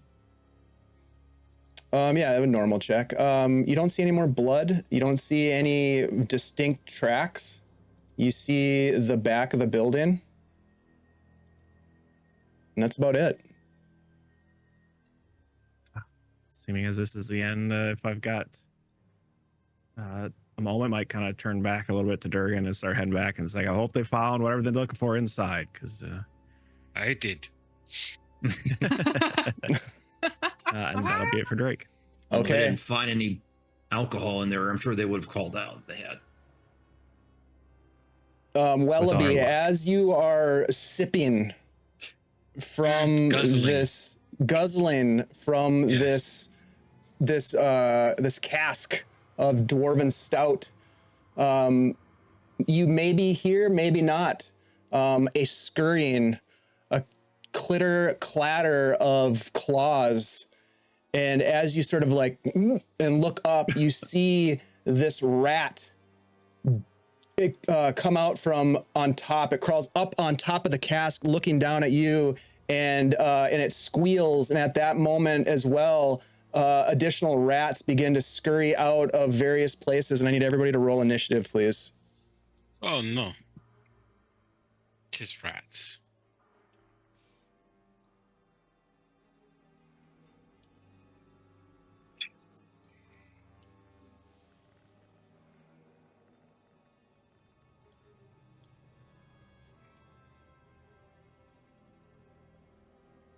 Okay, 25 to 20. Make sure you turn off the hidden roll. Don't use the hidden roll option. Yeah, I'm just gonna. I lost my thing. So 25 to 20, hang on. I don't know what I did here. 15 to 20. Astrid had a 15. Okay, 16. 16, Astrid, 15. Anyone else? 15 to 20. 10 to 15. 13. Okay. 5 to 10. 9 for Drake. Okay. Durgin got a 5. Okay. And who are we missing? Varger, what'd you get? I got a 1. Okay. Welliby, you're at the top of the order. This rat with a barred teeth scurries up as you're guzzling from the cask. What do you want to do? I am going to use the cask as I'm drinking. Of course, once I tip it, it won't pour the nectar into my mouth anymore. But I will tip the cask up and attempt to smash the rat between cask and wall. Okay, give me just a strength-based attack. Just a D20 plus your strength check. That's not good. 7. You smash the cask against the wall. Stout goes everywhere. You're covered in stout. It's dripping down the walls. Oh no! And the rats, you don't know where the rat is. Oh, trash me. Astrid, you watch this sacrilegious Oh, attack against this barrel of beer as your companion has maybe gotten so drunk that they don't know what's going on. You look over he is and crying, by the way. he's crying, and Yes. give me a quick wisdom check, Astrid. This isn't your action. This is just to get a sense if you see what's in front of you. This is a normal check. An 8. Okay, so you're so focused on over in the corner, you see Welliby crying, stout everywhere, but you see that there's a rat that scurries up and looks like it's gonna bite your companion. What would you like to do? I am going to attack it with my mace. Okay. These Give me an attack roll. hands. What check is that? Is that a strength? So you're gonna roll a strength check. Yep. Okay. That's an There you 18. Yep, that hits. And then roll damage. Damage is just the damage of the mace. Do you know what that is? D6. Yes. Okay. 3. 3. Okay, yeah, you smash this rat and blood sprays all over Welliby. He's now covered in beer and blood. Oh. And the Well- rat is most definitely dead. I look over at Welliby and I said, well, you've been covered in worse. I will Ooh. smell sweet, but the loss. Oh. Nice job, Astrid. Galixia, you hear a large smash of what sounds like wood from inside, and you hear crying. I'm just gonna yell down the chimney. Is everything okay down there? No. Rats! Lots of rats. And beer everywhere. Oh. Is there still sounds of fighting? No, not at the moment. Still sounds of crying. Okay, I'm gonna turn my attention. I think they're fine. To these piles of rocks again. Okay. Are you going to get down off of the rooftop, or are you going to stay up on the roof? Are these are these piles like human-sized piles of rocks? Are they just like haphazardly Human-sized? tossed? Do they seem like they're covering something? Oh, I see what you're saying. Like, The 3 human piles that are right sized. in front of the Yeah. entrance. They're big. They're big piles of rocks. They're, Ugh. boulder sized, maybe like basketball sized and smaller rocks. I'll hop down with my torch and stand at the very entrance to this thing. Okay. You see blood. You see these sharpened palisade-like structures that seem to be perhaps blocking, or at least creating a funnel-like structure. The entrance of the mine goes deep into darkness. So just to clarify, these spikes look like they're set up to keep things from coming out of the cave, Give me an right? intelligence check. This is Okay. gonna be easy.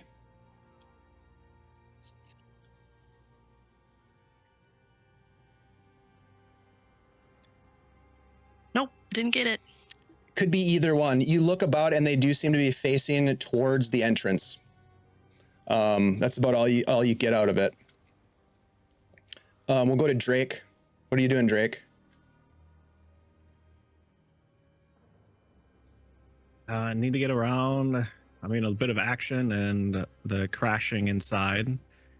Even though Galixia is not that panicked, something may be wrong. She's figure out what's up. So I'm going to just head kind of up to the corner. I can't make it all the way there, but just get my Okay. 30 feet. Okay. Plan to go in and take a look and see what the heck all the noise was about. You can still hear the crying as you move in that direction. Durgin, what's going on, buddy? I heard the commotion inside, and somehow I it's not the crying, it's the sound of beer spilling that catches my ear, and I beeline as far as I can get. Okay. There's something horribly going wrong in there. It's a nightmare. It's a goddamn nightmare in there. All right, so that brings us What the hell? to the rats. So these rats are going to scurry forth. Astrid, you hear them clitter clatter across the stone tiled floor, and you whip around with the torch in hand, and you see them all converging on you and Welliby. And we will go around and get some attack rolls from them. First one is going to be on number 1 on Astrid. Does a 10 hit you? My AC is 11. Okay. So it bites into your armor that you're wearing if you have armor on, and you kind of like shake it off. The second one is going to do the same, try to bite you, and misses. And then Welliby, number 3 is going to bite at you and miss. And the number 5 is going to bite at you as well. With a natural 20, it is going to bite into you. You are going to take 2 points of damage as a result. Fuck. And I need you to make a con roll for me, please. Target is 9. Alrighty.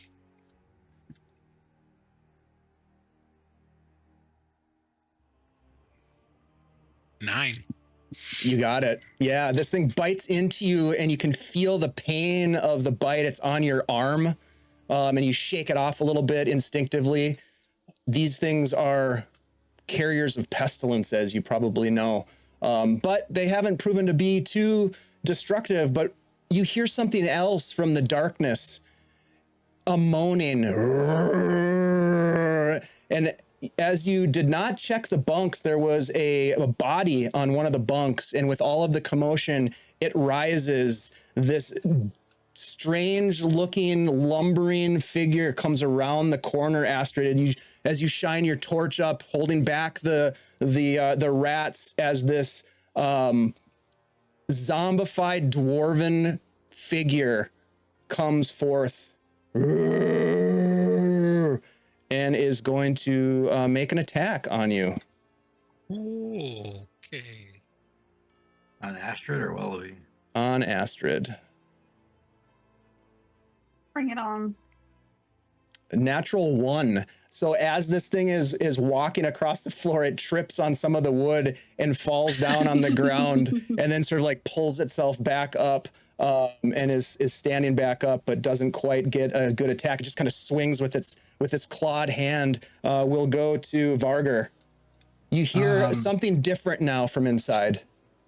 Yeah, I figured, I heard the crying, and I heard a smashing, and I heard the word rats vaguely, and I'm gonna come over here. The door's open, and I obviously see probably the undead guy, right?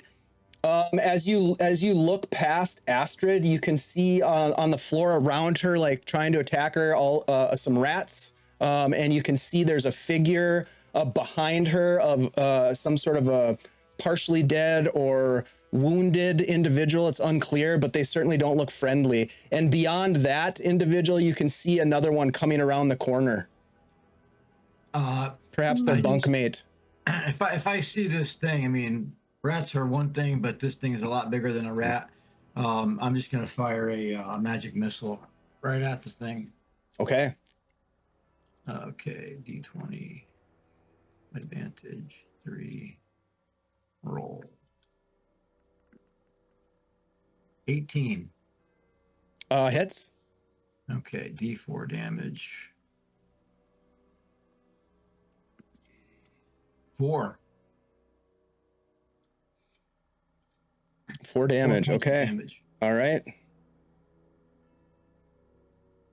And I just kind of, I'm standing right there, Astrid's right there, and I'm just like, oh, let's hope your God loves you, because you can hopefully turn this thing. All right. Top of the round. You guys see your torches begin to flicker. Yeah. Indicating that the time is nigh to retreat from this situation, or perhaps not make it back to Grimhollow and join the fate of all the adventurers that have lost their lives in this place. At the same time, Galixia, you hear this echo of moaning from the mine shaft, and you can just see barely on the edge of the light from your torch that there is a horde of zombies that is coming forth from this mine. You can only guess perhaps the remnants of Stonehammer and his brothers, the Dwarven brothers. It's a thick mass of zombies coming out of the mine. You do get the sense that it's time to leave, or you might run into some problems. So we'll go to, at the top of the order, Welliby. So Welliby turns to Astrid, and he's kind of nursing the arm that got bit by the rat. And he goes, Geddy's will, we come back again. But for now, Geddy's grace says get the hell out. And he turns invisible and starts to move out of the room. Okay. All right. So yeah, you go invisible. I think I can give you that. There you go. You're invisible. Yeah. Go ahead and move your token. Yeah. He's going to slip out and kind of like tuck himself behind Drake without Drake knowing he's there. So you are, in terms of the end of game mechanic, you are heading out. You're going to leave. Okay. Yes. Astrid, what about you? She says to herself, that is the smartest thing that he has done this whole adventure. And she goes invisible himself as well. Halflings. Amazing. Okay, yeah, you're invisible as well. The invisible duo. That's kind of a backhanded comment, by the way, too, but I love it. All right, and you're gonna. Is she wrong? No, not. I mean, I don't know. No judgment here. No. But it was good. All right, go ahead, Astrid, and move your token out of the building if that's what your intent is. The creatures don't know where you are. She's going to go over to Drake and kind of like grab a hold of his pants leg. It's okay. It's just me. Time to roll. Me, and I'll pat you on the butt. Good game. We're all friendly here. All right, Galixia, how about you?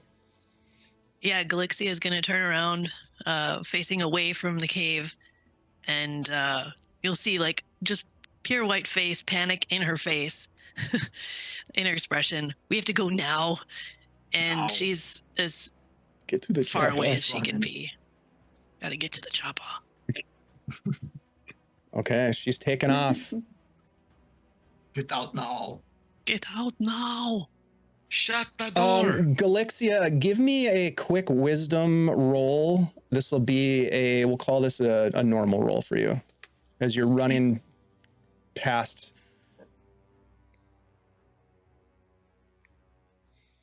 Okay, 14. Okay. You notice on the half of this rabid creature that attacked you, this mangy mutt, that there was a collar on it. Drake.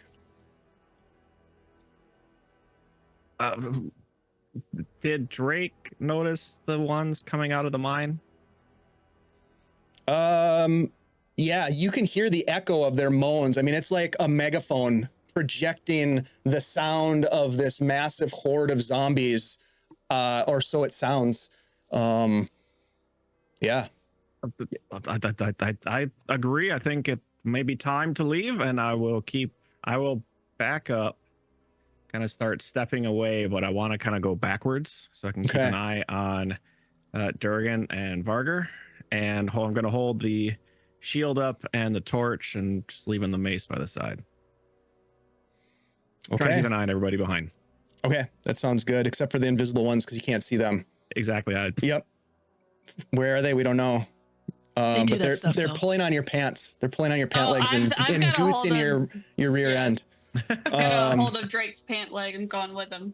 Durgin, what are you doing? Oh, I'm all excited. Finally, something to swing an axe at. And then I look around and realize everyone's running away with torches.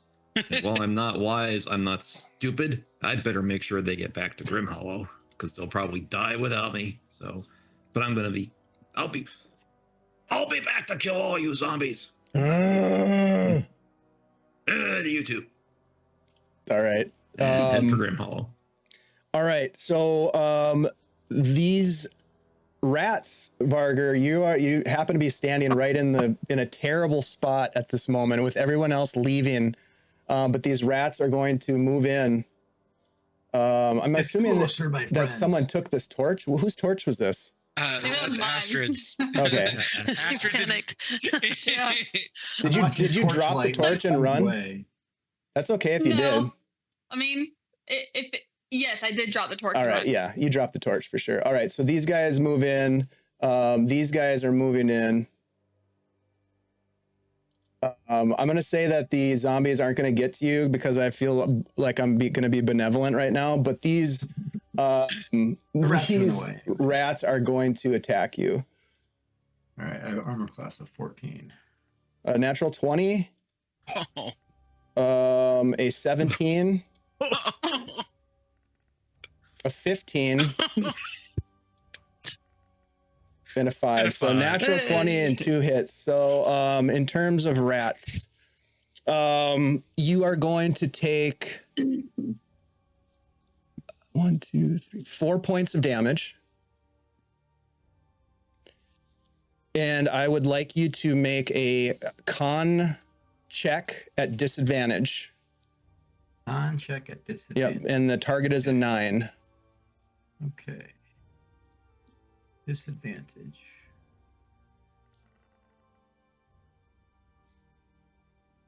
Oh, yeah. Okay, give me a D4 roll, please.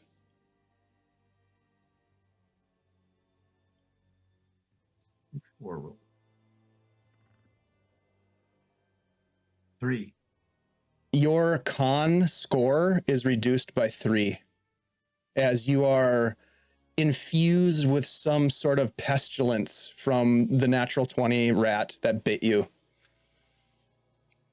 I am going to, because I'm not that benevolent, these zombies are going to start moving out as they are converging.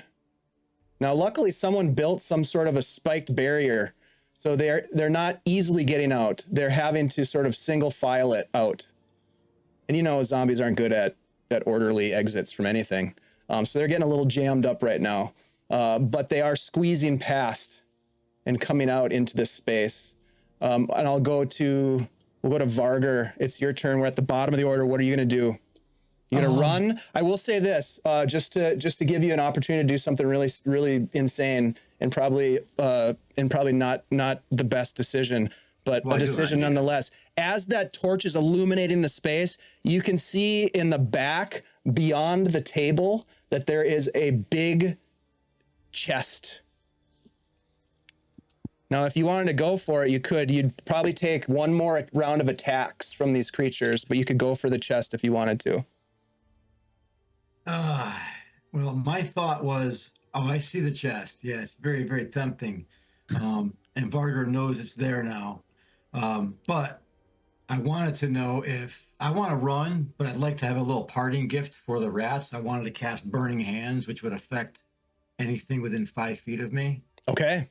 And then run. I just wanted to go thumbs together, fingertips start glowing. Parting gift. I love it. And the flames will affect anything within 5 feet. And if they were attacking me, they're definitely within 5 feet of me. Oh yeah, all those rats are within range of this thing. And then I'm gonna run my ass off. Okay. I wonder how flammable that stout is. It's a stout. It's probably not very flammable. I mean, it's dwarven stout. Yeah. It's a beer, you know. The dwarves brew it with gunpowder, is all I know. I thought it's some 19. diesel. Okay, It's that's a diesel. success. Give me some damage rolls for these guys. Yeah, it's a D6. Actually, you know what? You don't even need to roll. You kill all 4 of these rats, all die. They go up in flames. Give me a D6 roll before as you ran away. Give me a D6 roll. I'm gonna do a new one. I rolled a 5 for my damage. But want me to roll again? All right. Yeah. Roll me a new D6, please. 1, 2, 3 is bad. 4, 5, 6 is worse. 5. Yeah. 5. Okay. As you run away, it's like this crazy Michael Bay moment as you're running, and the gunpowder infused dwarven stout ignites behind you, and this outpost bursts into flames, shoots up the smokestack, and the place starts to burn. Luckily, it's a stone structure. But there is some flammable material inside, and it starts to burn as you're all running away. And because you chose to leave before the witching hour, you'll need to write off 3 more torches to get back to Grimhollow. I've got some. Okay. I will give another one. I'll give 2. All right. We You get Astrid and Welliby. There we go. you make haste as best you can. Let me just ask one quick question. Galixia, with the knowledge of the collar on that animal, do you do anything with that knowledge, or do you just run? Can I grab it? I mean, I can't do that, right? Not with the game mechanic. Yeah, you can grab it. Oh, then yeah, I'll grab it. Okay. You grab it and you start running, and you guys all make off. And as you look down at this dog collar, it says Sparky. And you guys make it back to Grimhollow. The guards, you call out to the guards. They open the doors wide and you race in. The doors slam shut behind you. The chains are locked. The bars are dropped in place and secured, and you breathe a sigh of relief as you've survived your first, some of you, most of you, your first foray into the Shadowdark. Oh no, I left my wine. Oh, Oh, the way that building blew up, I'd swear there must have been dwarven ale in there. There certainly was. You know, the test I saw, I'm willing to bet you the equipment was in there, and you know the Gunther chains being made out of metal, and the theolite, you know, is metal with glass. I'm hoping that maybe they'll be okay to retrieve again. Maybe You can certainly give it a try next time we come back to the Shadowdark, you guys. Congratulations on not dying. Thank you to all the fun folks that were in the chat enjoying the game and making some funny, lots of great puns. So thank you for that. This game does lend itself to some really good puns. Thank you all for that. You guys, thanks for playing Shadowdark. This is an example of our Shadowdark game that we play on fairly regularly, although we've taken a little bit of a break in recent weeks. But we do have a great Discord community that's playing Shadowdark. So if that's something that you're interested in, you've been hanging out with us, or you're seeing this in the future, reach out to me. I'll put a link here in the chat. We usually drop links to our Discord in the chat during our games. We run games on Tuesday nights with our Here's a Greyhawk. And so that's a weekly occurrence. So come on by for that. We've got a bunch of great stuff coming up in October and November, a lot of games. It's going to be busy around here. So looking forward to sharing that with you when we're ready for that. Let's do a quick round the table here. You guys tell us anything you want, who you are, where people can find you. If you have something you want to share, please do. We'll start with Scottish Jeff. Hi, hello, people. Yes, I'm Scottish Jeff, also known as Jeff McKay. You can't find me really anywhere except for here. You know, well, in the Discord, and occasionally guest playing for people with Jay and a couple other people. But yeah, we definitely play Shadowdark. This is session number 20 that we've had. So. And you actually survived this one. That's pretty good. I didn't die. Finally, I didn't die. I mean, I've only died like 6 or 7 times out of 20 episodes. I tried to give you a really bad decision there at the end that probably would have got you killed, but you didn't go for it. So I think I'm just glad I got to use the burning hand, because that was my plan, was to kill the rats. But then I realized how late it was. I'm like, But yeah, good to be here, and yeah, join us on Discord for Shadowdark. Thanks a lot, Jeff. Looking forward to seeing you here in Duluth in a couple weeks. Next week. Yeah, let's jump over to Tyler Tythalanos. Howdy, everyone. Tythalanos here. I play a lot of video games here on Twitch. I also do TTRPGs kind of every other Wednesday right now. We're in our summer mode, so not playing as much, but hopefully we'll pick that up some more. So feel free to just stop on by. Otherwise, I think that's really about it for me. Find me everywhere as Tythalanos. And man, 3 priests, and we found some undead, and didn't even get a chance. And then a treasure chest right there. Oh, there's a little carrot at the end. You're right back to your old self with those rolls. lot of rough rolls. Highest roll was an 11. Arthur Twice. is back. That's it. Arthur is back.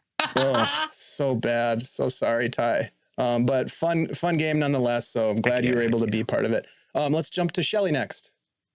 Heyo, Shelly here, also known as Flea Monkey, also known as Hey It's Flea Monkey on Threads and Instagram. You can find me here on this channel in the aforementioned Tuesday nights doing Heroes of Greyhawk, and over on the also aforementioned Tythalanos' channel on the every other Wednesday schedule. Right now doing some Pathfinder. That's what I got. And you know, who knows? Next time we play Shadowdark, maybe I'll be here too. Yeah, you don't know. We might be. You don't know. You don't know. Thanks, Shelly. Let's jump over to Carl. Karrnage with a K. Hey, everyone. I'm Carl with a K. On Discord, I'm Karrnage with a K. I am in really no stream games currently. I'm in a almost monthly. It's been a rough Kind of. summer, but Yeah. game with Dave and Shelly. Hopefully, we're going to get a little more regular. I am not getting enough RPG Fiber. in my life. Gets more fiber. That's what I was gonna say. Yes. We got the same script again, More Shell. fiber in your diet, there, Mhm. Carl. So, and then I pop in the Shadowdark whenever I can.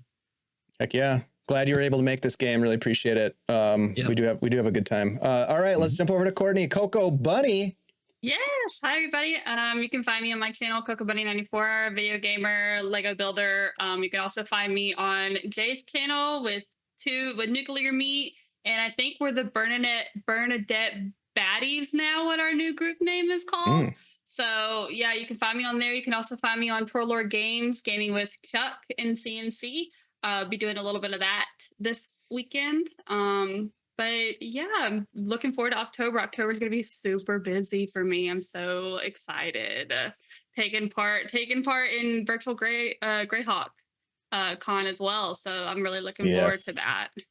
Lots happening in October for sure. Yes. Yeah. Well, glad that you were here tonight. Appreciate playing with you always. And we'll jump over last but not least to Tim. Tim, great to have you back, man. Oh, it's been great. It's been great being back. I love all you people. You're amazing.